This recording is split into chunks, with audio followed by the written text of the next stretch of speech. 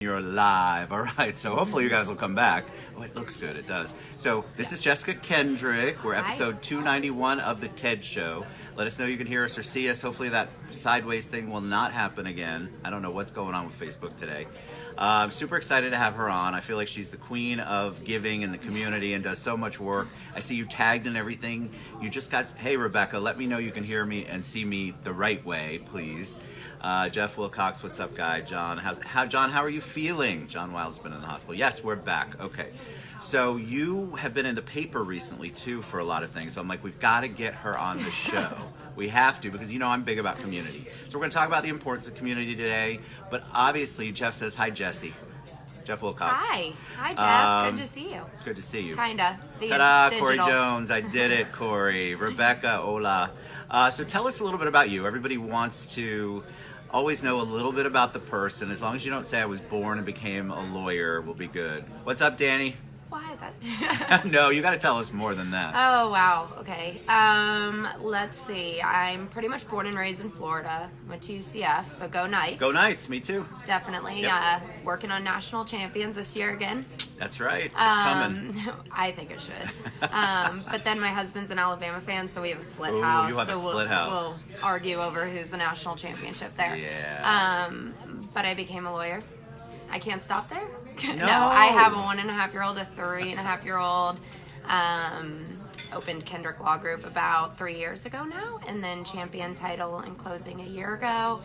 And then right after that, this year, we've launched Hope for More Foundation, which I think is what we want to talk about more what we're doing. We want to talk about that, but did you grow up wanting to be a lawyer? Like, I think we talked, you have some marketing background too. I did. I kind of always wanted to be a lawyer because I'm good at arguing. My husband and a lot of friends can probably vouch for that. If you watch later. There's a pizza guy at like 12 years old that can vouch for that too, because he was late and I let him have it. Oh, nice. But yeah, I grew up wanting to do it. Actually, I wanted to be the first woman president, so I guess there's still hope. There's still hope. There is. But went to school at UCF, played soccer there, and then after that just had to, kind of was sick of having someone tell me what to do. So I went and worked in the workforce and was like, I'm going to make money. And then quickly found out I should probably go get a secondary degree. Nice. So you went and made money in the marketing arena? Is that what you were doing? Like, I did. Was it I think you said there was some in the health field at the hospital too. I was at Florida Hospital for a few years working with physicians in marketing and physician relations, and that's how I met my husband. And then went back to law school because I wanted to do something bigger. Where'd you go to law school? I went to Barry. Went to Barry. So I stayed local, totally local, not leaving Orlando. Love Orlando. Me too. I wish my kids would come back. We were talking about that. Kids, so when you watch later, we still want you to come home. Yes, we've talked about that. No more Texas. No more Texas. Mm-hmm. All right. Yeah, they're going to be mad at me for that one. That was good. All right, so talk about the community, though, because I think this time of year, everybody is a little more, feels like there's much more goodwill toward men, like the old saying says, and women. But all year long, there's a need in the community, and we were talking about that with your organization and the events you have coming up. What did you grow up in a household where being involved in the community was important, giving back was important, or is that something you learned along the way? I totally grew up in a household. So I had a mom and dad that were extremely giving, but I had a mom who literally had multiple master's degrees, could have been running a hospital and doing everything, but she decided to work full-time at the SPCA. Wow. And then also work with a domestic violence program, CASA, which is out over in St. Pete. And she would work all year long, get her salary, and then donate it 100% back. Would she really? Oh, that's awesome. Now, did you guys know when she was working that it was eventually, that's pretty much a volunteer position? It was. She was literally the volunteer coordinator at the SPCA. So we had multiple animals all the time. Yeah, how was your household growing up? A lot of animals, like cats, dogs, birds, snakes, and ferrets? There was guinea pigs. We had guinea pigs that made it a lot, and there were lots of little guinea pigs. I bet they multiply fast. Do people really give a guinea pig back? They do. People give the weirdest things. Like they'll have a pot belly pig that they didn't think it would get big, and they give it back. Guys, We never had that at our house. house. It's a pig. It's a pig. It's going to get big. They have those little teacup ones, but I still think they get big enough. I still think they get pretty big. Yeah. And So they you guys shouldn't took be care living of in a them? house. Was it you? How many siblings? I have one brother. Okay, So he was more the like loved animals than me. I'm more a dog person. Me too. But the snakes and the guinea pigs and the birds are all my mom and my brother. So I have a stupid question you probably don't know, but can't you just release something like a snake out into the wild, or are these the big boa kind of snakes? Oh, I don't know. I'm ignored that whole part. probably going to get hazed for this, but I don't think snakes should live, if you ask me. It's all right. It's just an opinion. It's fear. I don't like. It's a phobia. It is a true phobia, and it's probably because my brother had a snake that he put down my shirt at one point. So phobia. Brother, you just got called out. Yeah, no wonder you have Yeah. a phobia of that. I'd have a phobia too. Yeah, I'm not a big fan of snakes. I don't really like spiders that much, but I won't run screaming with one. I'm not really outdoorsy. I'd rather just drink on a patio. Yes, that's why we're friends. Yes, totally. All right, so how did you come up with the idea? Tell us about your organization, about your charity. So my partner Sarah and I, and then two other friends, Marissa and Audra, which I have to give them a shout out because they're actually working really hard on our foundation right now as I get to sit here and have a drink with Ted. Woohoo, cheers. Cheers.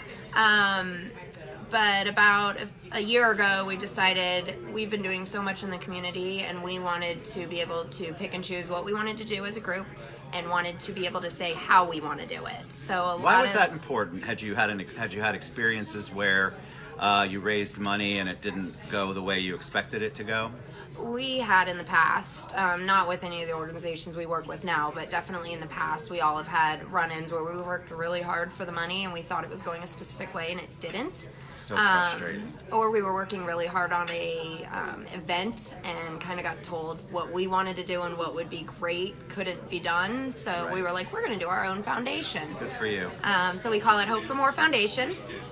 Really our mission is to focus on women and children and their needs in the community, and that can range from illness to homelessness to domestic violence and to foster children. So we really pick and choose based on what we're doing. So you don't provide the service, you have the foundation. You work with other services that provide those specific services to people. Correct. Correct? Yeah, we are the money aspect. You're the money arm, But we which kind is... of are doing a little bit of the service. We're also involved. We're involved, we're hands-on, but a lot of it is donating money back. But right now, like today, for instance. Yeah, talk about today. So Monday all day, we spent all day doing 150 boxes and 150 bags full of food because there's a lot of the children in the public school systems that are subsidized. And so when they go on break, they don't have breakfast and lunch, and that's really hard on the families, and they go hungry. So we found an elementary school that really needed a lot of assistance and sponsored every one of their families. So we manually raised all the food, got all the food, put it in boxes with a group of about 40 friends that all showed up. And today we're delivering it to the kids. So That's right so now, awesome. The other three members of the foundation, I somehow schemed my way out of it. Boy, it was a perfect timing to do the show. It was perfect timing. Are loading onto a truck, and Systematic Home Staging gave us their truck for the day. Joseph Sip. Joseph I Sip. love Joseph Sip. We love you, Joseph. We Thank love you him. for doing that. Literally said, take my truck. This is an amazing Oh, cause. that's so cool. And let us load it up today, and we're taking it down, and at 3 we're distributing it to the families. Because I think people, that's first of all, that's wonderful, because I think people don't realize if you're on the subsidized lunch program, when you go on break or when you go on summer break, think about that. That means those kids are not getting those meals that they normally would have gotten because they're in school. Correct, and that's, I mean, not only is that hard on the children, you know, it's hard on the moms and the families Right. that are working multiple jobs to stay afloat, and they're under the poverty line, and, you know, they're only having to provide 1 meal a day during the school year, and now they're having to figure out 3 Right. meals a day. So we really did boxes full of bread, peanut butter and jelly, mac and cheese. I mean, yes, not the healthiest, but at least it's something to put on their it's little funny. tummies. I'm so glad you brought that up. I had somebody that I met with that... Hi, Sarah. Hi, Sarah. Oh, Sarah's loading trucks right Hi, now. Sarah, loading trucks. We're sorry. We love you. You can come up for a cocktail later, Sarah, if you want. But I had somebody arguing with me because she would rather see the kids not get food than get the quote-unquote not best dietary food. And I thought that was the most unbelievably ignorant. They're hungry, so believe me, the food that they get, they can pick it out of the garbage if they have to. It's better than having nothing.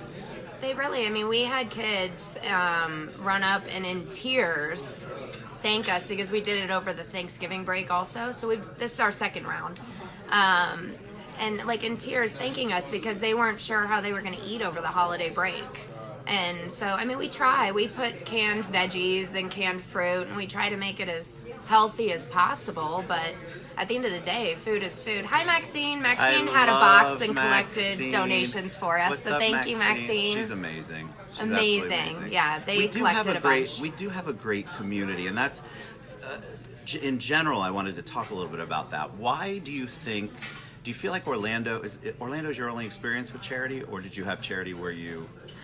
I was young growing up, so, I mean, Orlando's my adulthood experience. That's your adulthood experience? I feel like we're very charitable on a whole. We really do collaborate and bring things together. And somebody like you who's got the foundation that can raise the money, because that's always the most difficult thing to do. You've got volunteer staff who are trying to raise money and provide services, to be able to have just the money there so that it's accessible and you can give it out and watch it do good.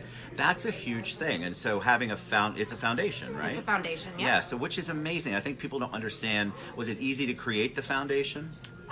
We're lawyers, oh, so God, it was that's a right. little easier.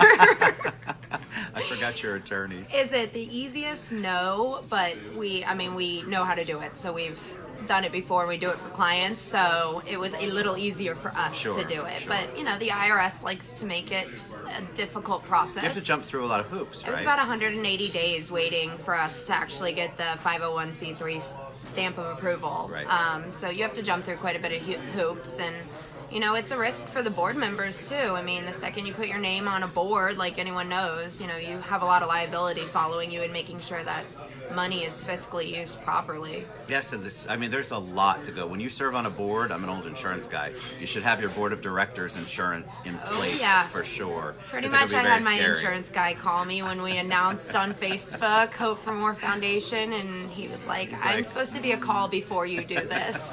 You better get it now. Thanks, Drew, for getting our board of directors insurance. Thank God.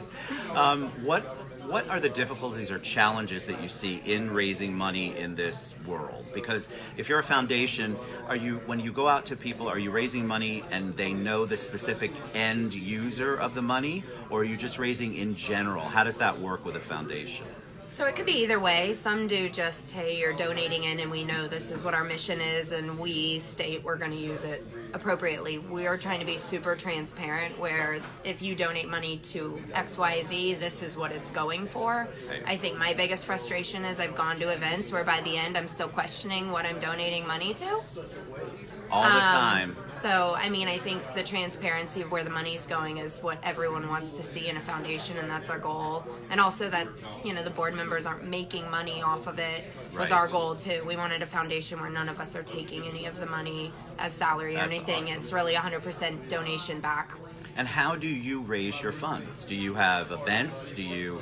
what things specifically do you all do that would raise the money? Rebecca says right. Hi, Rebecca. Well, we are brand new, so this time around we just did food and some monetary donations to go buy excess food, and pretty much we begged and pleaded and Facebooked ourselves out to everybody and everyone for my birthday. A lot of people gave me money for my birthday for this foundation. But really, a lot of our great friends came together. I think we had over 100 friends just donate food and time and all of that. So a lot of that, and that's probably one of the challenges, is we're all asking the same group of friends over and over and over again to help. And I have a great group of friends that don't say no right now. Right. I hope they don't get to the point of saying no. That's the thing. I think the biggest challenge that anybody who's trying to raise funds has is people are asked in so many different ways for so much money, and there's only so much money at the end of the day. So I always encourage people, there are other ways to get involved. You mentioned it. They donated food. So sometimes there's tangible things that you can give. Your time. Money obviously makes the world go round as far as anything charitable goes, but also your time and your money. So if you want to give back to the community, just because you don't have the money in the bank, don't think that you're not valuable to the particular charity that you want to work with or do good for, because time and tangible things can really go a long way. I had someone say the other day, it's the best way to say, donate your time and treasures. Treasures can be whatever you think that is. It could be your talents, it could be your money, it could be anything. But really, any donation of your time and treasures is, what any organization's looking for. So now you also have an event coming up in March, right? We do. So talk about that. So my husband and all our board members' husbands are the first to say we hate putting a tux on. They don't look as good as you. Oh, you're kind. They hate putting a tux on, and they don't want to go to any more galas. So a lot of us have been going, with a group of girls, and they're fun. We love to dress up. So we are doing an anti-gala in March. Nice. Oh, I like that idea. It's pretty much a high-class tailgate party. That's awesome. And it's really it's the first big event that Lexus of Orlando at their new facility is our big presenting sponsor and our title sponsor. And we're hosting it there, and it is going to be beer pong, flip cup, cornhole, live, such music, a great idea. Food trucks, everything fun, but still a gala, still an auction. We don't want to get gussied up.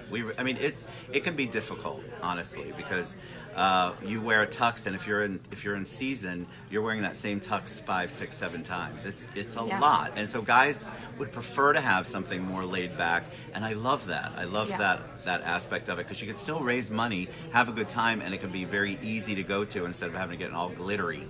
Right. And who's going to benefit from that? Community-based care of Central Florida.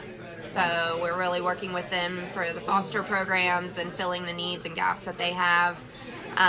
Hey, Paget, thanks for getting on. I love it. March 2nd, Lexus of Orlando, and I will post the link for the tickets, or Sarah, if you're still on, post the link for tickets. We have tickets, we have sponsorships, but it's really a come as you are, be comfortable, and have an amazing time with friends and family. I love it. All right, so we're going to share, like Jessica just said, we're going to share all of the contact information, how you can get involved with the foundation, how you can get information about the event March 2nd. Also, all of her contact information for Kendrick Law Group, for Champion Title, everything that she's involved with, the many projects. As I'm listing them, I'm understanding your husband's pain right now. Right. Any parting words of wisdom, anything you want to share with them before we head out? Oh, wow. I think that's really hard, but I think just giving back is kind of the thing we need in Central Florida, whether it's your time or treasure. Correct. All right, you've been a joy. Thank you for having me. So much. Thanks you guys for joining, have been so everyone. Involved. It's so good. Thanks, Sarah, for posting the link. Yes, thank you, Sarah. Post it, and then when you post it, we'll share everything later on all our social media. We love you guys. Thanks a lot. Thanks for putting up. We're in a different room, as you can tell, so the sound is loud. But the lighting was good. good. The lighting's really good. I love it. So we love you guys. We'll see you back tomorrow. Bye. Thank you.